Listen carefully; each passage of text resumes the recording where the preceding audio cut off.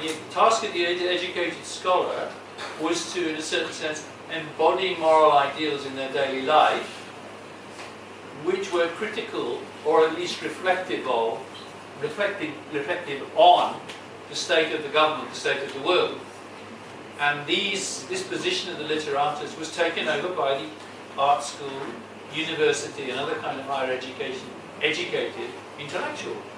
And they all had text to circulate, they all had things to discuss. This is a really big difference. The artists in China, fighting the government as they do from time to time, critical of the government, but sometimes they're, if you like, they're ideological apologists, is nevertheless an intellectual. They're respected for having ideas which can be critical of the government. Now, you have to be very charitable about the role of ideas in Thai society. I'm not saying Thai people are dumb, they're not dumb, they're very clever. And they have lots of ideas, but the actual status of the intellectual is not the same as it is in China. And that's to some extent because the party is founded by intellectuals. The Communist Party was founded by intellectuals at Peking University in the 1920s. And they fight. They fight other hierarchical forms of authority in Chinese society. Of course, they could fight them because many of those structures of authority had collapsed, or were not unable to reformulate themselves, or split China or destroyed it, as basically the problem of the nationalist government in China was. But nevertheless, that means that the ideas and the role of intellectuals is much more serious in China. It wasn't until, I could think, until the 2000s, and then it disappears when, what's his name, says it's good to make money. It's all right to be rich, he says, and then of course that takes away the whole moral. Yeah, that's something. I mean, I agree with John that the traditional art is the art of corruption. It's corrupt. Does everybody see the point of this piece of work we're looking at? Tiananmen as a fish pond. Yes. Which is, I mean, in Thailand, I mean, the elite class, the ruling people, they try to bend the traditional idea of a Thai art, set the rule of something that art is a high art. Art is not for the appreciation of people. Art is for respect of the people. You can see, for example, it's like what Long of China. Yeah, well, this painting is like a. I'm sorry, I haven't got his normal painting up, but this is fine. Oh, see, you can show it. No, I can't find the right painting. I have the wall painting in the book. But we see it in early 21st century. We can see the things setting up of the high art for the people. If you go to Wat Rong Kun in Chiang Rai, you have to go in the way that the artist pointed to and take it forward. You cannot go around. This is like a palace. It's the same. They allow you to go in where that they want to go, not everywhere. I mean, it's very, very a Thai ideology of contemporary art right now. But the question I want to ask you about is, if you get in a car, if you get in a taxi in Bangkok, well, you used to anyway, like I haven't been here for 5 years, and courtesy of the last occupation of the airport, I was stopped in mid-flight, so my relationship to Thai airspace is somewhat problematic. Anyway, if you had talked to a Bangkok taxi driver 5 years ago and you said, what do you do? I said, oh, I do art history. He said, oh, tell him Thai. So it's not quite straightforward as you're only allowed to see certain things in a certain order by the artist in his temple. Actually, the Thai media specifically has a role to play in this, in presenting these artists. Now, there may be a particular kind of artist, and they may do a particular kind of work, but there's a sort of reinforcing role between the media, and this is a very important problem for contemporary art, obviously, which doesn't deal with conveniently decorative forms or forms which are nameable as traditional to an ordinary kind of experience. How do you tackle this issue if you like, the spectacularization of art by the Thai media along very, very conventional line. Now that's an issue which I don't know if you've got some solution to. It's all very well to say he's an establishment artist and he does things he lets you see and it's all very pretty and so on. But that's like saying he's an establishment. It doesn't almost any country in the world you can find artists like that. I mean, the problem is in Thailand you have a very specific area where the artist meets the media, and these two lock into each other. Is there no way of unlocking the media to allow? I see Rikyo was at the back there. She could tell us maybe. I like this book because this book makes me see the gap between two countries. You cannot talking in the idea of country. You can see the periods of the art movement, just as Thailand, you cannot see the struggle of the artists, but in China, during 80s until 90s, you can see the struggle. Like they're setting the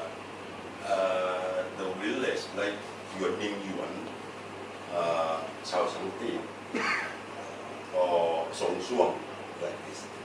The artists try to find a place, setting the commune by themselves. That's why the idea of commune in China is very common, but in Thailand, commune is very strange. And now we are prefer to using community as something of art activity or art interaction with the community. It's strange.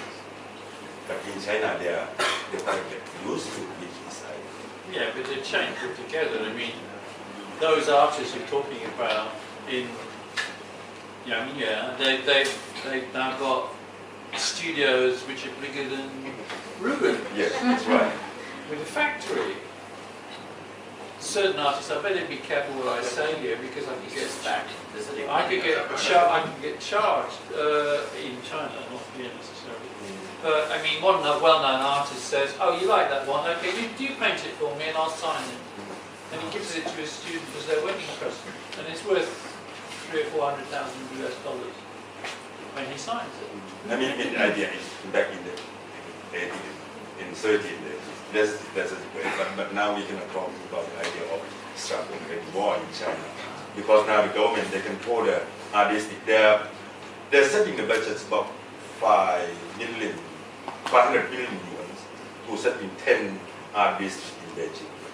They have a project after 798, and they expect around Beijing. This is because now they are thinking that between the socialist idea and capitalism is very balanced. It's a very good thing to making money for the art, and the artists they can get very rich. So this book making us see the gap, but less than the thing that I quite disappointed is John is not making a critical idea in this book much more. That's right. It's too easy, politics. Easy, but the audience need it. It's too easy to say it because the art. I'm sorry, I live too close to artists.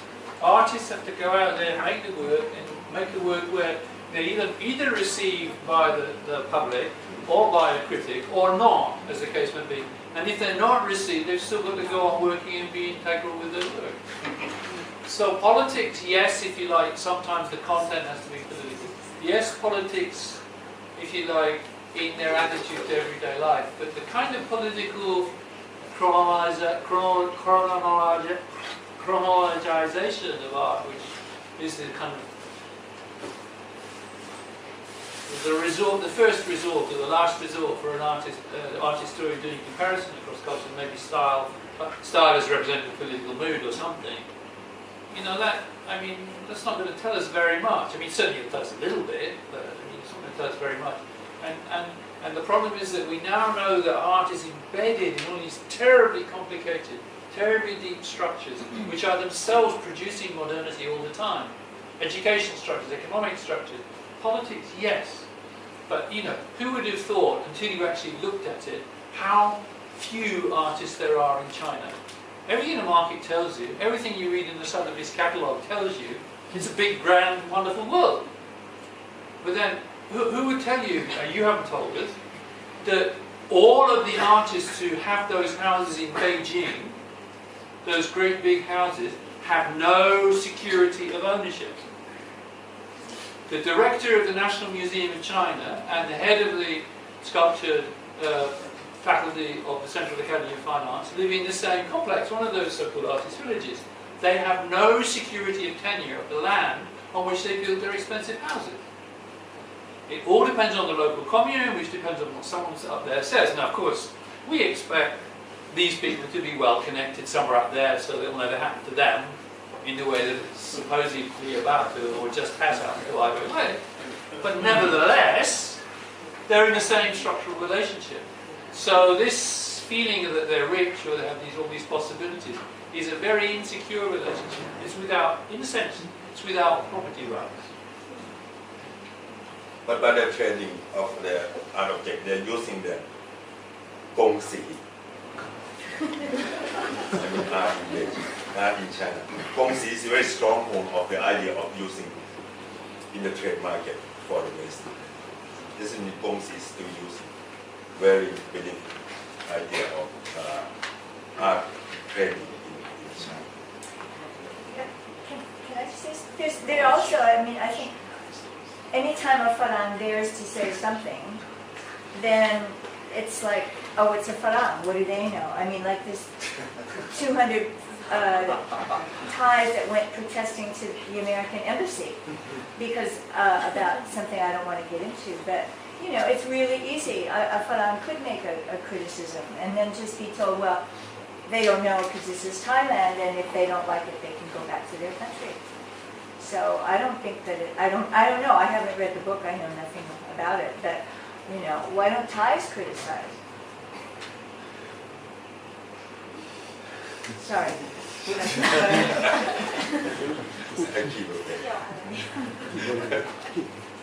Does anybody from the audience want to join in with the statement? Yes. Up in hand? Yeah, I let the audience. He's part of the audience too. He's got that. Well, John, first of all, congratulations to Thank you. your book. It's much less opaque than the Asian modernism, and it's very accessible, I think, to the general readers. Glad to hear that. But I think the first comment is regarding the timeline, you know, the crossovers. Yeah. When you said 80s and 90s, I think it would be very, very useful had you put in, you know, very basic timetables at the back, you know, whereby what happened and the crossovers between the two countries. I think that would make the real understanding for the general readers more accessible. That's very basic. But the tables you have, I think, is very useful in terms of trying to sort out or schematize both countries, especially in the context of the official art, which I feel that had you done the part counter to the Chinese official art table for the Thai context, would be very useful. Yeah, be really great. But for example, we discussed this I think about 25 years ago. That you know, the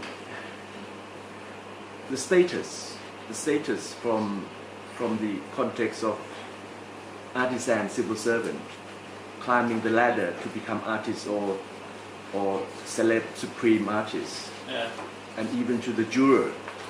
Yeah, that's right. This is the building up of the status. I mean, it started even the time of Pirasi. In that context, I think it will relate to your, I like your word, prestige rivalry. Yeah. Prestige rivalry could be seen in context of the artists themselves, within institutions, and you can do a table of, say, time of Sawat Tadisuk or Chalut Nim Samer, and who got the medals. Yeah. You know, the national level, national exhibition medals. Yeah, one should actually, I think Apinan's pointing out something very important here, which I've done for China, I haven't really done for Thailand, and I accept the criticism, but the way the official art world rewards official artists always seems tedious and boring and somehow irrelevant to contemporary art worlds. But in fact, it's a very useful marker about how changes have taken place or not taken place in a particular art world. And I accept that criticism. I mean, you know, when one does art research, one's limited. I didn't have enough time to do all the different sub-areas that I opened up. Yeah. But I tried to do any of the subtopics I opened up as well as I could in the time available. But don't get me wrong. I think the book is very rich. It's very very well studied and researched. I'm just reacting. You know, just to add to what we can do further research. For example, the breakpoints. You know, the important shifts. You know, post-Tiananmen, all these post-Tiananmen artists went out and came back. When was this? Or 1993 when the first Asia Pacific Triennial in Brisbane, but in Sydney there was Mount Ghost Pop exhibition, whereby there's those parallels can be seen. That special period whereby the Thai artists were actually emerging as well as the Chinese, but how they have leapfrogged in terms of commercially or recognition internationally. I don't know what people in Thailand think, but I think that, if you like, a differential emergence of the Chinese artist is a phenomenon of the art market. We could be talking about Indonesian artists, or just at a particular moment there's enough artists there's enough political interest in China. There are all sorts of educational relationships between the inside and the outside which takes place in the 90s. It is, after all, 20 years since the recognition of China by the United States. There are all kinds of momentum built into that. And what people always say, it's not a big country like China is. I mean, China, in terms of contemporary, as I've already demonstrated, you could legitimately say it's not that big at all. There are places where you can go to, but you think of the size of the population, it's not. So the other issue is surely that, sorry, I lost the train of my thought. Anyway, well, thank you. Go on.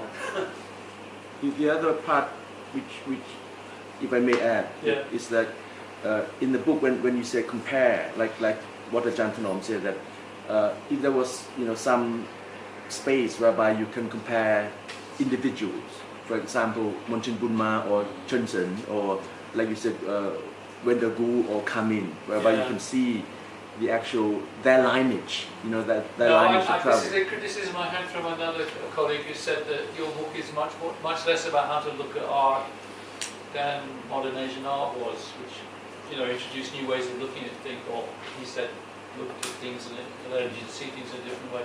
This is much more a book about systems. Yeah. And I do recommend also that you look at the online research reports, although they may be in forbidding language for artists or art historians, because they do include quite detailed analysis of the economics of the art world in China and Thailand, done by economic historians, not by art historians, but only in relation to art. The people who went and interviewed 25 artists in each country and find out. And it's very interesting that all of the Thai artists who were interviewed by an economic historian were all willing to have their names placed in the register. None of the Chinese artists would have their names placed. So you can tell immediately how, for whatever else you might think, for other reasons, Thailand is actually much, much freer in terms of artists' life and self-perception than China. Much, much freer. You're not afraid of people in the world. But Chinese artists are. Another Chinese artist said to me, the difference between China and elsewhere is we have no security anywhere. So this is something that's worth remembering. It's nothing really to do with the communist system as such. It's to do with a system of centralized total rule. It has a communist face, of course, but that's not the issue, really.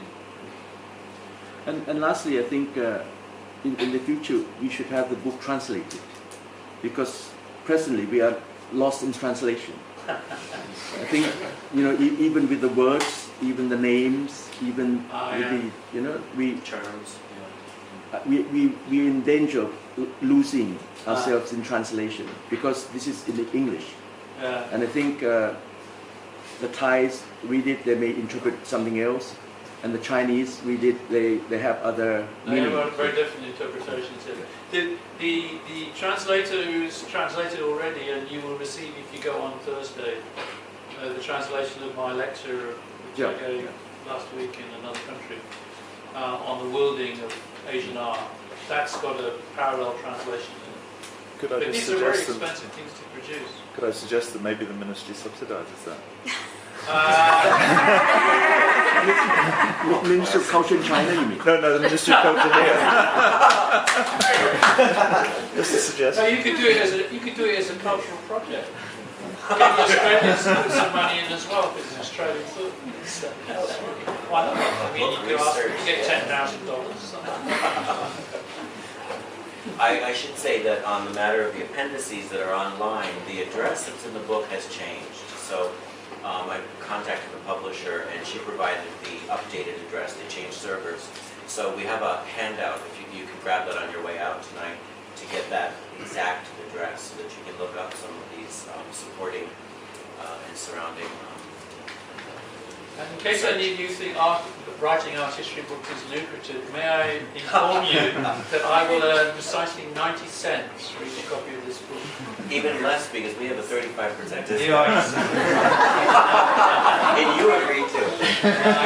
Brian, do you want to speak a little bit to as we wrap up? Okay. To your Actually, yeah. some of your It thoughts. was just I went through my 2 chapters very systematically because I haven't lived through any of this and I've got no investment. I'm not a Chinese spy or a historian. But just to make things slightly brief, from the 2 chapters I looked at, I thought, to sum it up, that you're asking the question, I was actually back to Dennis's earlier point about paraphrasing. I thought the question you asked was, does or can every version of modernity have its own autonomous logic? So if so, is it possible that alternative modernities can exist in parallel? And I believe you answered that question by saying there is no case for the autonomy of art in either country. And we can understand that modernity in both countries is relationally constructed, whereas in the West it was constructed in an absolute genealogy. Yeah. The West can only see its own reflection via the terms and forms of its own discourses, which the endogenous absorbed and redeployed for its own purposes. So you've got this sort of standoff between that there is a variety of modernities with a certain internal logic, but these tend to be based relative, these tend to be created relative to influence. That was the central point I wanted to make. But to bring it back to some, I mean, it's my level. Can I just interject something there? I mean, you must realise, when we talked about the October Gang, they're one lot. It is a very, very strong historical school in North America in particular, Marxist. There's nothing wrong with that necessarily. It's interpretive richness is what gives its legitimacy. But there's a very, very strong interpretive school which says there is only one kind of modernity. There is only one kind of development from, if you like, proto-modernity through to modernity, through to reflective modernity is what we call modernism. And that is the Western one. And everything else derives from that. This is found in Marshall Berman, all that is solid melts into air, although he's rather richer in including the Soviet Union in his directorate. And it's been found in Jameson's book about singular modernity. It's got very strong links to Hegelian philosophy in the Western Academy, but it's also got very strong links to a particular power position in terms of people who are employed, legitimated, and made financially secure by the Euramerican Academy. And this must always be faced when we come to this problem about parallel modernity. The person who wrote the essay about parallel modernity is in fact Indian, so so there, this is where the problem comes, if you like, on the intellectual basis of the problem. Okay, well, I think just to sum up, I mean, I don't want to spend too long. I did go through the chapters, but maybe as a point of discussion. You have an excellent summary there, I have to say.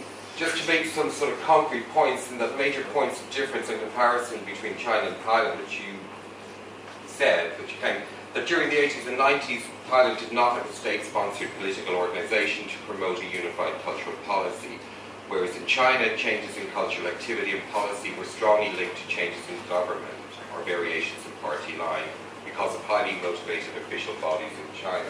This just picks up on some of the stuff that's been floating around. Art in China was explicitly tied up with historical change and questions of how this can be managed for the whole of the society. The challenge of Thai modernity has been popularly construed as a conflict between traditional Thai values and modern Western values, but this conflict has actually driven the big Thai nation during the last century.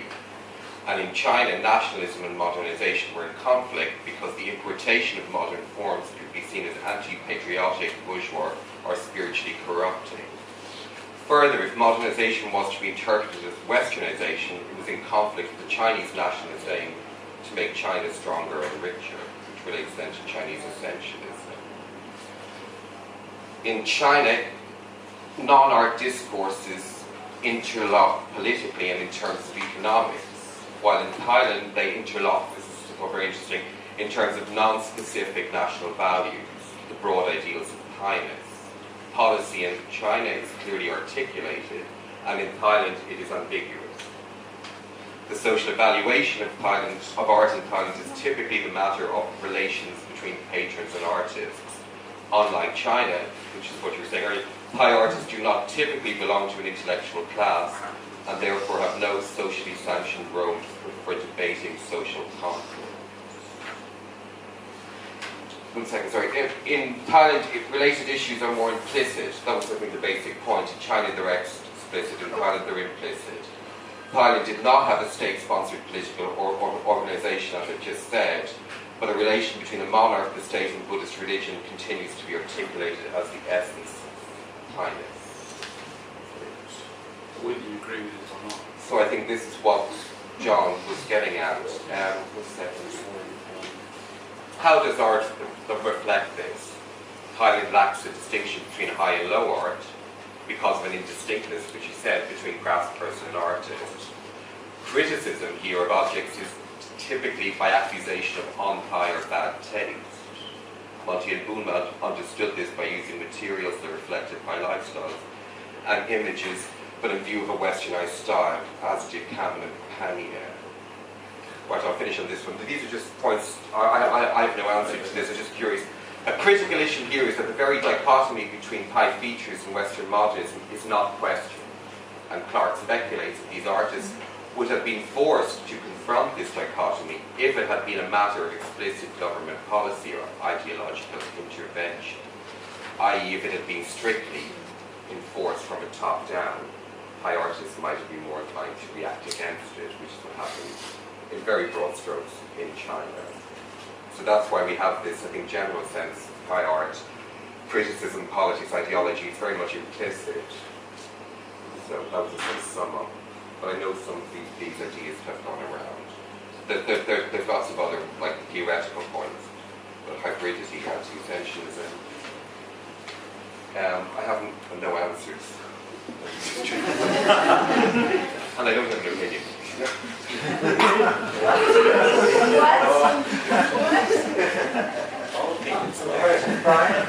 Brian? I'm going to agree to communicate. I have a question for you. Oh no. In your experience, and not that you, I assume that some of your summary is also... It's objective, I mean, I think that's it. Yeah, okay. So can you share or describe any particular tropes or groups of contemporary practices within Thailand that are indicative or a response to this subjective position that you just stated? Well, that's, I mean, in the case of, I just wrote recently in the case of Jagai Siriput's work, that this heavily decorative element, or even Api Chapong's work, that you have this sense of something